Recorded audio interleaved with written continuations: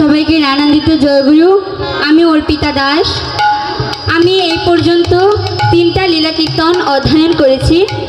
একটি হচ্ছে পরম প্রেমময় শ্রী শ্রী ঠাকুর অনুকূল চন্দ্রের শৈশব লীলা, আরেকটি হচ্ছে দাপর যুগের শ্রীকৃষ্ণের নৌকা বিলাস, আর আরেকটি হচ্ছে সুবল মিলন।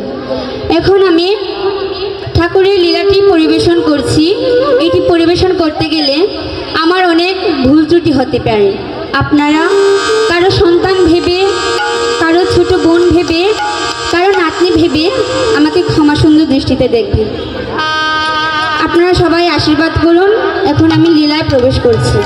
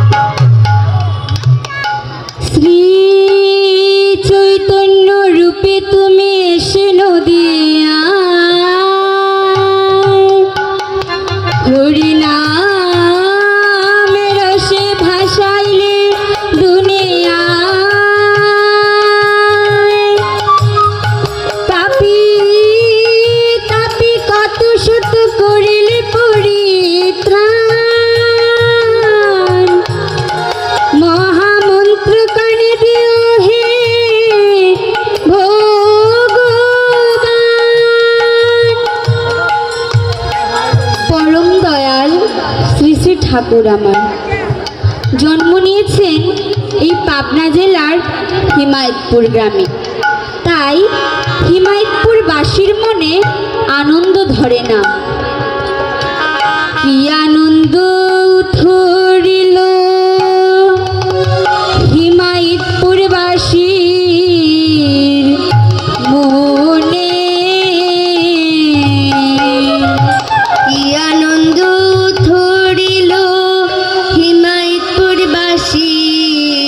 মনে।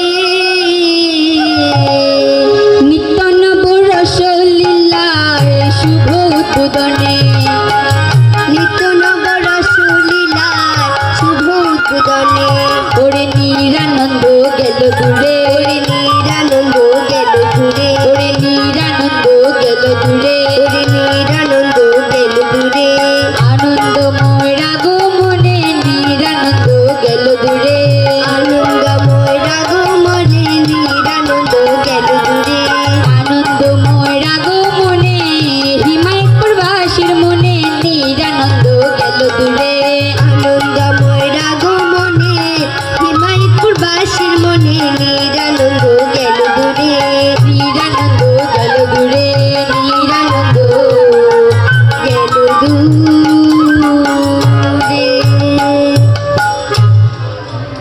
বাড়ির লোকজন সব জেগে রইল। মনুর কি হয়, কি যে হবে কেউ জানেন না। পিতা শিবচন্দ্র, দিদিমা কৃষ্ণ সুন্দরী দেবী, তারা মনে মনে ভাবছেন সন্ন্যাসীর কথা যে সত্যি হয়েছিল, আর এটাও যদি সত্যি হয়, একজনকে হারিয়ে যদি নারায়ণকে পাওয়া যায়। এদিকে ভগবান নিদ্রা দেবীকে স্মরণ করে সবাইকে ঘুমে আচ্ছন্ন করতে বললেন। তাই শেষ রাতের দিকে সকলে ঘুমিয়ে পড়লেন। ধাইমাও মনমোহিনীর গায়ে হাত বুলাতে বুলাতে ঘুমিয়ে পড়লেন। যেমন কংসের কারাগারে দেবকীর গর্ভে জন্ম নিয়েছিলেন শ্রীকৃষ্ণ, তখন কারাগার ও কংসলায় কেউ জেগেছিল না। ঠিক তেমনি ভাবে সবাইকে ঘুমে আচ্ছন্ন করে জন্মগ্রহণ করলেন পরম দয়াল শ্রী শ্রী ঠাকুর আমার। কয়েক মুহূর্তের মধ্যে এক আলোর জ্যোতি প্রভাবিত হয়ে সারা ধরণীতে আলোর বন্যা বয়ে গেল। আজ স্বর্গের দেবতাগণ নেমে এলেন মর্তে। ওই আলোর জ্যোতিতে ঘুম ভেঙে গেল ধাইমার, ঘুম ভেঙে গেল মা মনমোহিনী দেবীর, সকলের ঘুম ভেঙে গেল। পুত্র সন্তান হয়েছে, কিন্তু এ শিশু ভূমিষ্ঠ হয়ে কাঁদে নাই। এই শিশু খিল খিল করে হাসছে। যেদিকে তাকায় সেদিকে চাঁদের মতো কিরণ ছড়াচ্ছে, যেন আতর ঘরে ঝলমল করছে আলো। আতর ঘরে দাবায় যারা অপেক্ষা করছিল, তাদের ওই আলোর ঝলকানিতে চোখে ধাঁধা লেগে গেল। তারা দেখতে পেল আতুর ঘর থেকে এক আলোর জ্যোতি বের হচ্ছে। উলু ধ্বনি শঙ্খ ধ্বনি করে রমণী গণ, উলু ধ্বনি শঙ্খ ধ্বনি করে রমণী গণ, উলু ধ্বনি শঙ্খ ধ্বনি করে রমণী গণ, উলু ধ্বনি শঙ্খ ধ্বনি করে রমণী গণ। বেলা 7:05 শুভ জন্মক্ষণ, বেলা 7:05 জন্ম শুভক্ষণ। ওরে আনন্দে নাচে ত্রিভুবন, আনন্দে নাচে ত্রিভুবন, আনন্দে নাচে ত্রিভুবন, আনন্দে নাচে ত্রিভুবন। চন্দ্র সূর্য তারা সবাই আনন্দে নাচে ত্রিভুবন, চন্দ্র সূর্য তারা সবাই আনন্দে নাচে ত্রিভুবন, চন্দ্র সূর্য তারা সবাই নাচে সাথে গগনে পবন, আনন্দে নাচে ত্রিভুবন, চন্দ্র সূর্য তারা সবাই নাচে সাথে গগন পাবন, আনন্দে নাচে ত্রিভুবন। এই শুভক্ষণে কুললালনাগণ 5 বার উলুধ্বনি দিয়ে নবজাতকের শুভ আগমন বার্তা জানালেন। 5 বার উলুধ্বনি দিয়ে প্রতিবেশীরা অনুমান করে নিয়েছে মনমোহিনী দেবীর পুত্র সন্তান হয়েছে।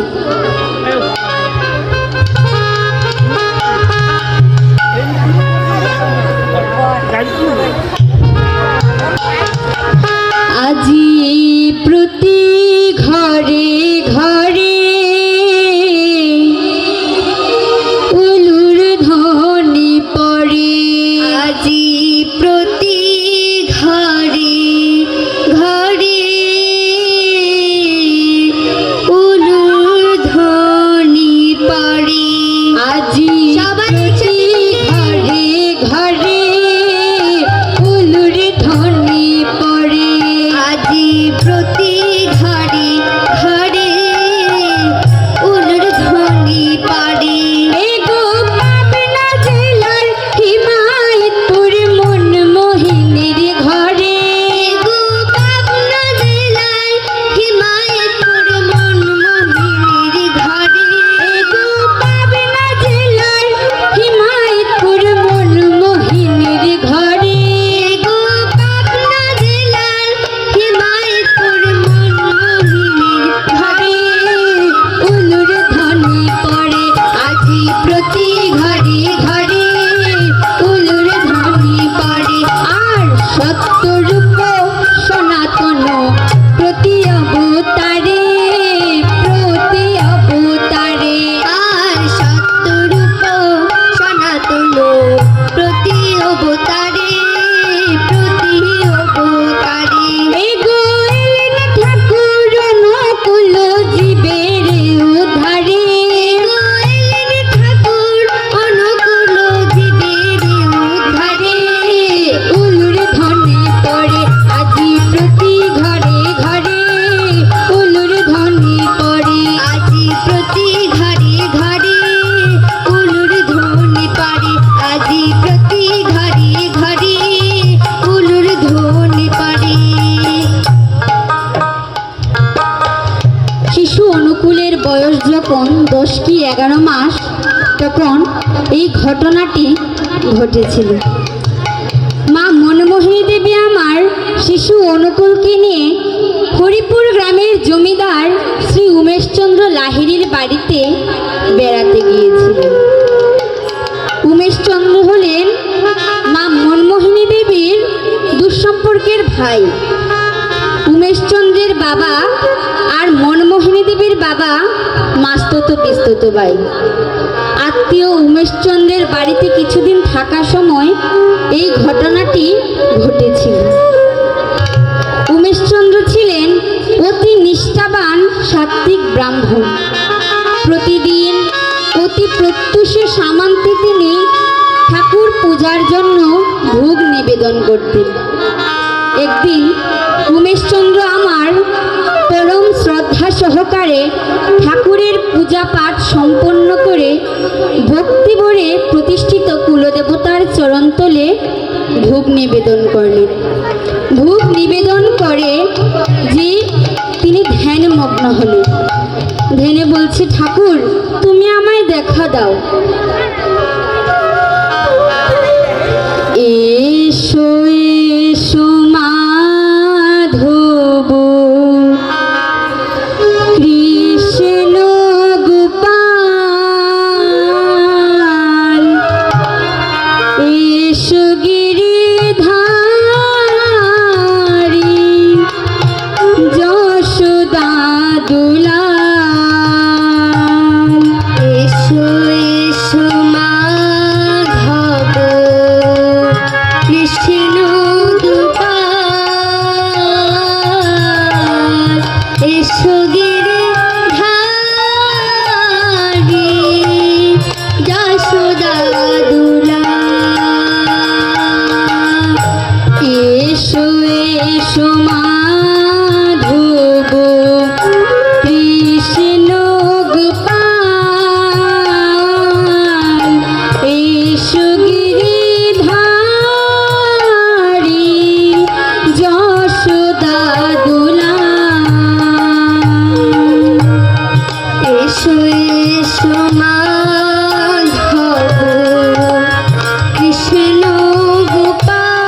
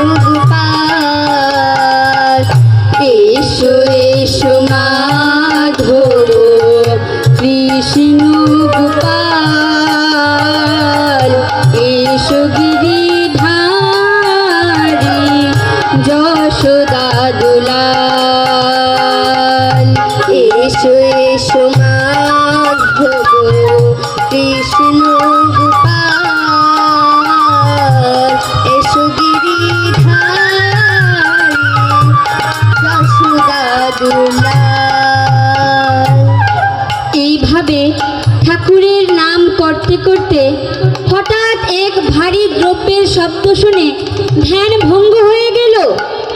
চোখ খুলে দেখলেন বিগ্রহ পিতল মূর্তি মাটিতে পড়ে গড়াগড়ি যাচ্ছে, আর শিশু অনুকূল সিংহাসনে বসে মৃদু মৃদু হাসছে আর ভোগ গ্রহণ করছে।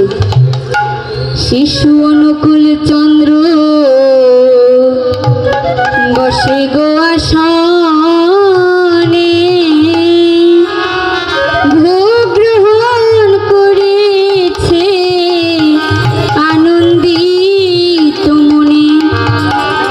ওরে দুষ্ট ছেলে, তোর এই কাজ আমার গোপাল দেবকে নিচে ফেলে দিয়ে নিজে আসনেটা উঠে আবার ভোগ খাওয়া হচ্ছে। ও মনমোহিনী, দেখে যাও তোমার ছেলের কাণ্ড। আমার পূজার ভোগ রাগ সব নষ্ট করে দিল। ঠিক তেমনি ভাবে শ্রী বৃন্দাবনের নন্দালয়ে কর্ণমণি একাদশীর পালন করছে, আর মা যশোমতী রান্নার সব আয়োজন করে দিচ্ছে। কর্ণমণি রান্না বান্না শেষ করে ভোগ নিবেদন করলেন তার পরম আরাধ্য নারায়ণের উদ্দেশ্যে। এমন সময় শিশু শ্রীকৃষ্ণ কোথা থেকে ছুটে এসে সেই নিবেদিত ভোগ গ্রহণ করতে লাগলেন। কর্ণমণি ক্রোধান্বিত হয়ে ডাকলেন, যশোমতী, ও যশোমতী, তোমার ছেলের কাণ্ড দেখো, আমার পূজার ভোগ রাগ সব নষ্ট করে দিল। ঠিক মা যশোদা ছুটে এসে বললেন, গোপাল, ও গোপাল, তুই কি করলি বাবা? পূজার সব কিছু তুই নষ্ট করে ফেললি। ঠিক তেমনি ভাবে মাতা মনমোহিনী ছুটে এসে অনুকূলকে বলছে, অনুকূল, এ তুই কি করলি বাবা? পূজার ভোগ রাগ তুই নষ্ট করে দিলি। মাকে দেখে অনুকূল বলছে, ও মা, আমি কিছু নষ্ট করি নাই, কিছু নষ্ট করি নাই, সবই খেয়ে নিয়েছি মা, একবার তুমি দেখে যাও মা, সবই খেয়ে নিয়েছি মা, কিছু নষ্ট করি নাই। মা বলছেন, দুষ্টু ছেলে, চল আমি তোকে ঘরের মধ্যে বেঁধে রাখবো। মা আমার শিশু অনুকূলকে কুলে নিয়ে ঘরের মধ্যে চলে গেলেন। আর এইদিকে উমেশচন্দ্র মনে মনে ভাবছেন, অনুকূলের স্পর্শদোষে আমার বিগ্রহ পিতল মূর্তি অপবিত্র হয়ে গেছে। তাই তিনি বিগ্রহ সদন করে পঞ্চবিধি জোগাড় করে আবার পূজায় বসলেন। পূজা শেষে ভোগ রাগ নিবেদন করে যেই মাত্র ধ্যানমগ্ন হলেন, আবার সেই হঠাৎ ভারী দ্রব্যের শব্দ শুনে ধ্যান ভঙ্গ হয়ে গেল। চোখ খুলে দেখলেন বিগ্রহ পিতল মূর্তি সে আগের মতো মাটিতে পড়ে গড়াগড়ি যাচ্ছে, আর শিশু অনুকূল সিংহাসনে বসে মৃদু মৃদু হাসছে আর ভোগ গ্রহণ করছে। এই দেখে উমেশচন্দ্র চিন্তায় অস্থির পড়ে হলেন। মনে মনে ভাবলেন, আবার কখন বিগ্রহ সদন করব, কখন যে পূজায় বসবো, বেলা যে অনেক হয়ে গেল। এই চিন্তায় উমেশচন্দ্র অস্থির হয়ে পড়লেন আর মনমোহিনীকে বললেন, অনুকূলকে ঘরের মধ্যে একটা শিকল দিয়ে বেঁধে রাখো। তাই কি হয়? নন্দালয়ের কথা মনে পড়ে গেল। একদিন মা যশোমতী গোপালের দষ্টমীতে অতিষ্ঠ হয়ে গোপালকে বাঁধার জন্য একটা দড়ি নিয়ে এসে বললেন, চল আজকে আমি তোকে বেঁধে রাখবো, এত দুষ্টু করিস, তোর দুষ্টুমি আর আমি সহ্য করতে পারছি না। কিন্তু যশোদামা বাঁধবে কি করে? যে দড়ি দিয়ে বাঁধছে সে দড়ি তো ছোট হয়ে যাচ্ছে, যত টানাটানি করে ততই দড়ি শ্রীকৃষ্ণের থেকে ছোট হয়ে যায়। যশোদা মা চিনতে পারছে না সে কে এসেছে। সে বিশ্বম্বরকে কি ধরে রাখা যায় গো? ঠিক তেমনি ভাবে আমার শিশু ঠাকুরকে কেউ চিনতে পারলেন না। আজ উমেশচন্দ্র বললেন ওকে ঘরের মধ্যে শিকল দিয়ে বেঁধে রাখো, তাই কি হয়? ঠাকুর বললেন মনের মধ্যে যদি অহংকার থাকে তবে তাকে চেনা যায় না। তাকে যে সব কিছু উদার করে দিতে হয় তবেই যে তাকে চেনা যায়। তাই তো উমেশচন্দ্র আজ তাকে চিনতেও পারছে না, বুঝতেও পারছে না। তাই বললেন ওকে ঘরের মধ্যে একটা শিকল দিয়ে বেঁধে রাখো। আর যশোদা মা আদেশ দিলেন, যশোদা মা দারোয়ানকে আদেশ দিলেন অনুকূল যেন কোনোভাবে ঠাকুর ঘরে প্রবেশ করতে না পারে সেই দিকে তুমি লক্ষ্য রাখবে। উমেশচন্দ্র আবার পূর্বের ন্যায় বিগ্রহ দেবতা সদন করে পঞ্চবিধি জোগাড় করে ভোগ রাগ নিবেদন করল। ভোগ রাগ নিবেদন করে যেই মাত্র ধ্যানে মগ্ন হলেন, কি আশ্চর্য! আবার ভারী দ্রব্যের শব্দ শুনে ধ্যান ভঙ্গ হয়ে গেল। চোখ খুলে দেখলেন বিগ্রহ পিতল মূর্তি মাটিতে পড়ে গড়াগড়ি যাচ্ছে, আর শিশু অনুকূল সিংহাসনে বসে মৃদু মৃদু হাসছে আর ভোগ গ্রহণ করছে। এইদিকে উমেশচন্দ্র ক্রোধে দুঃখে প্রচন্ড রেগে উচ্চ ঈশ্বরে চিৎকার করছে।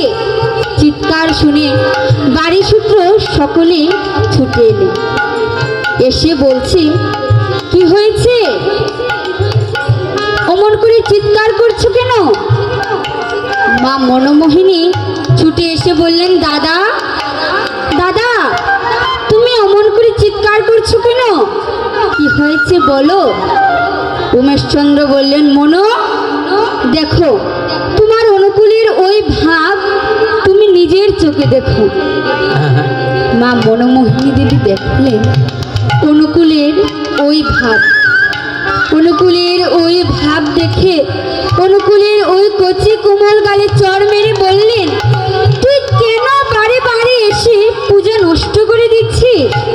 ওরে অনুকূল, এতবার তোকে বারণ করছি বাবা, তবু তুই আমার কথা শুনছিস না।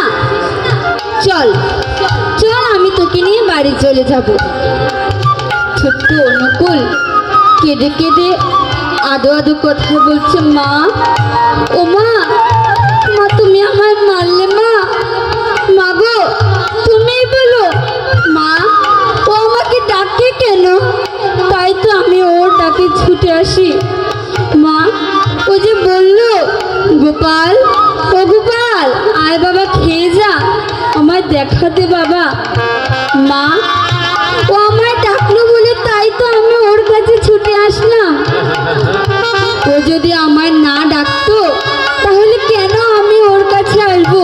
মামা যে ডাকলো আমাকে, তাই তো আমি মামার কাছে আসলাম। উমেশচন্দ্র আশ্চর্য হয়ে বললেন কি, আমি ওকে দেখেছি? না, একথা হতে পারে না। অমন মোহিনী, তোমার অনুকূল এসব কি বলছে? আমি নাকি ওকে ডেকেছি। অনুকূল বলছে হ্যাঁ মামা, তুমি তো আমাকে ডাকলে, তাই তো আমি তোমার ডাকে ছুটে আসলাম। উমেশচন্দ্র আবার আশ্চর্য হয়ে উঠলেন। এবার বুঝতে পারলেন সে কে। তাই উমেশচন্দ্র আমার শিশু অনুকূলকে তুলে নিয়ে নৃত্য করছে আর দুচোখ দিয়ে জলের ধারা বয়ে চলেছে। আর উমেশচন্দ্র মনে মনে ভাবছে সত্যি কি সে আমার গোপাল এসেছে? তাই দারোয়ানকে গিয়ে জিজ্ঞাসা করলেন তোকে না বলেছিলাম অনুকূল যেন কোনোভাবে ঠাকুর ঘরে প্রবেশ করতে না পারে সেই দিকে তুই লক্ষ্য রাখবি। তাহলে অনুকূল কিভাবে ঠাকুর ঘরে প্রবেশ করলো? দারোয়ান আশ্চর্য হয়ে উত্তর দিয়ে বললেন খোকা বাবু তো